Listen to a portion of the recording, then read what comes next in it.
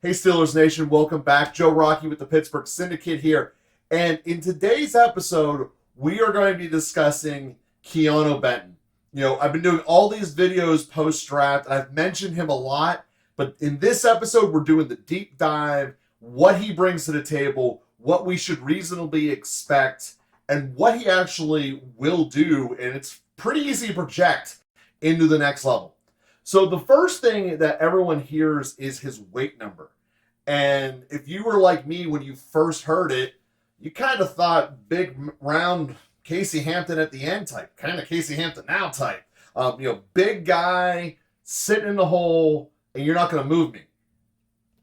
That's not his body type at all. I mean, yeah, he looks like Cam. He's got a little bit of a gut, but he is not an over big, sloppy kind of guy. He is about as trim as you can be, being north of three bills. And what he does so incredibly well is he does not accept defeat at all. In wrestling, it's don't get comfortable on your back. He does not stay comfortable on blocks. And he uses his arm push so incredibly well that you just don't see it. It stands out very much on the tape because it's rare. He's got a very good creating distance with his punch and then being able to get off the block.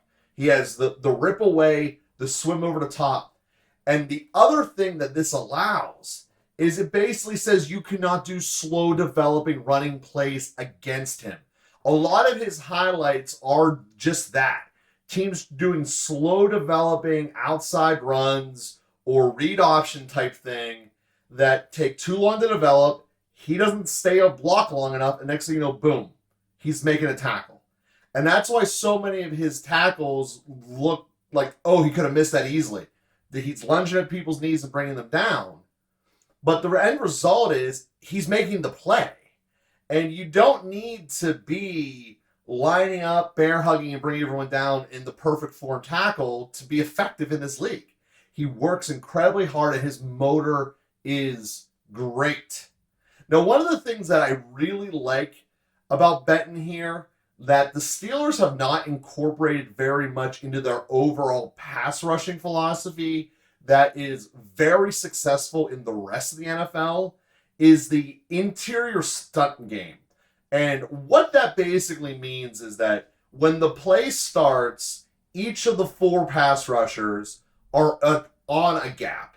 So Cam is in the gap on the left guard. The other one would be on the gap between the center and the other guard, and then the two outside rushers on the outside. What the stunt would do is saying, Cam, you're starting on the right guard here. We're going to have you run across to the left guard spot, and he's not going to be ready for you because at the same time, the guy he's blocking is going in the other direction. So what you get is people following the moving thing, and then the defender runs right behind you. And that's how you get wide open hits on the quarterback.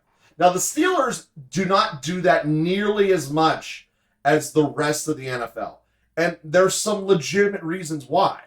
First and foremost, it takes a lot of athleticism to do it from both parties. So you can't just have Cam doing it, and you can't just have, Benton now doing it. You got to have both of them be able to do. And this is an opportunity, I believe, for Leal, because my initial takes after the draft was Leal had one of the worst weekends ever last weekend, seeing Benton come onto the team and seeing Herbig come onto the team. But this is an opportunity to utilize Leal's talents. Now, granted, it means you would take Cam off the field, but I'm not necessarily against that. I want Cam to be fresh and healthy when we get into January. And if that means we give him a couple of blows here and there, let the two young guns go make some rushes, I'm good with that. Because with this pass rush, specifically in the Steelers world, we know 100% focus, TJ. There's no ifs, ands, or buts about it. He's getting double teamed every play. Sometimes he even gets the extra chip thrown at him. We had Highsmith double-digit sack last year. He is right there as the number 2 double teaming it, which means you are now getting essentially at most 3 players to block the interior pass rush. And Cam was so successful because he can, if you single block Cam Hayward, he will run you over. Now, Benton isn't that strong yet, but Benton is able to get off the block and keep hustling. So when we introduce the stunt game, where it's now becoming an athletic race between offensive guards and Benton will win that. The caveat is he might not win the race to the quarterback, even though TJ is getting triple covered. But what it does provide is another tool, another thing that defense or offenses need to worry about with this Steelers team. And I love that potential, that you are making things much more difficult on offenses consistently. You know, there's nothing wrong with having one really good thing and being the best in the world at it. Quite frankly, that's what Cam's bull rush is. It is one of the best in the world, and he can live off of it. That's cool until it stops working. But whenever you're able to come up and say, we have that option, we have TJ doing 20 million things, we have Highsmith has a very good speed option. He's developing his bull rush.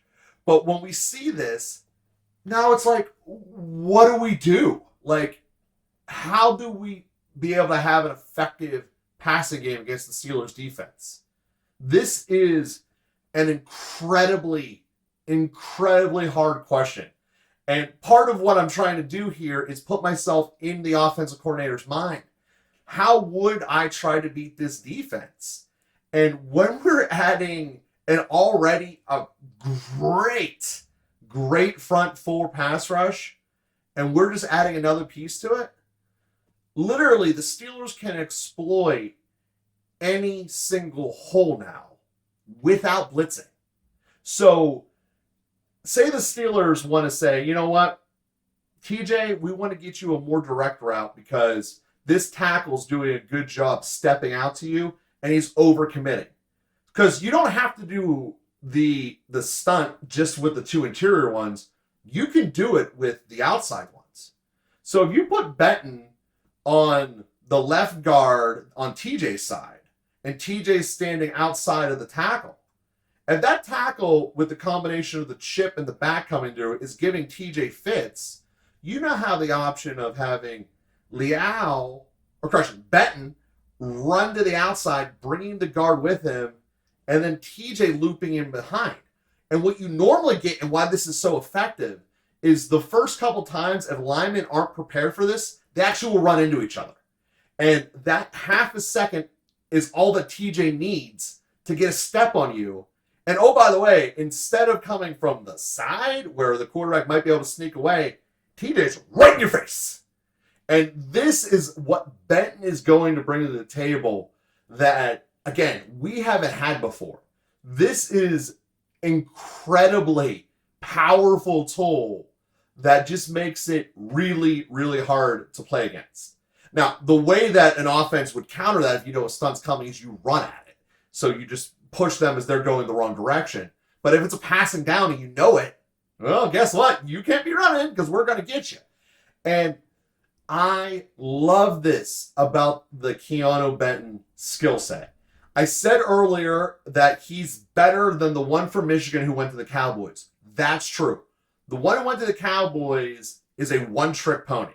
He does not have the athleticism to move around. Benton getting extension, not staying blocked. I mean, that is the thing that stands out to the field. Obviously, all that athleticism I just broke down there with the stunt game is a huge part of him, but he doesn't stay blocked. And when you don't stay blocked and you yourself are becoming the independent tackler, it's a trade-off from what the Steelers normally do. Because what the Steelers traditionally have done was saying, Ogunjobi, eat up the blocks, the athletic bush behind you will come make the play. Ben isn't always in that mode. Ben's like, I'm making the play, dude. Like, why trade it out to someone else?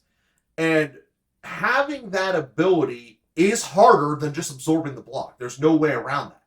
And that's why, as a nose, nonetheless, who's lined up in the dead center of the field can do that, it just makes so much more chaos. Because as you're pushing the center and moving him around, it throws a disruption of the entire line off. Because it's no longer moving as a unit the way that we want, and we're just expecting you to absorb the block. It's fighting back in a way that, again, Steelers didn't do last year. Ogunjobi did not bring that much to the game in this department. And it's a great thing. So yes, does it mean that one of the interior linemen will have a cleaner release to your linebackers? Yes.